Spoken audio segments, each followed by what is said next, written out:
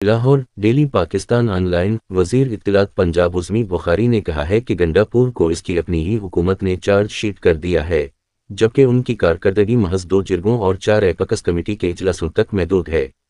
خیبر پختونخوا میں پشاور BRT کے کرایوں میں بے تحاشا اضافہ کیا گیا ہے، جو 110 روپے سے بڑھا کر 510 روپے کر دیا گیا، جبکہ پنجاب میں علی کٹرک بس کا کرایہ صرف 20 روپے ہے۔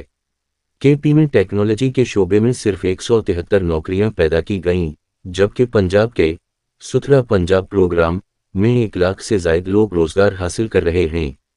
خیبر پختونخوا حکومت کی اختیار عوام کا ایپ دراصل مریم کی دستک ایپ کی کاپی ہے، جس پر صرف 0.04% لوگ رجسٹرڈ ہیں۔ گزشتہ 12 برسوں میں KP میں صرف 25 ڈائلسس یونٹس قائم کیے گئے، جن میں سے زیادہ تر ناکارہ ہو چکے ہیں۔ 50 لاکھ گھروں کا دعویٰ کرنے والے اب تک صرف 200 گھر بنانے میں کامیاب ہو سکے ہیں۔ CRBC کینال کا منصوبہ 1995 میں واپڈا نے بنایا تھا، جو ان کی ویب سائٹ پر بھی موجود ہے، لیکن گنڈاپور اسے اپنی حکومت کی کارکردگی میں شامل کرنے کی ناکام کوشش کر رہے ہیں۔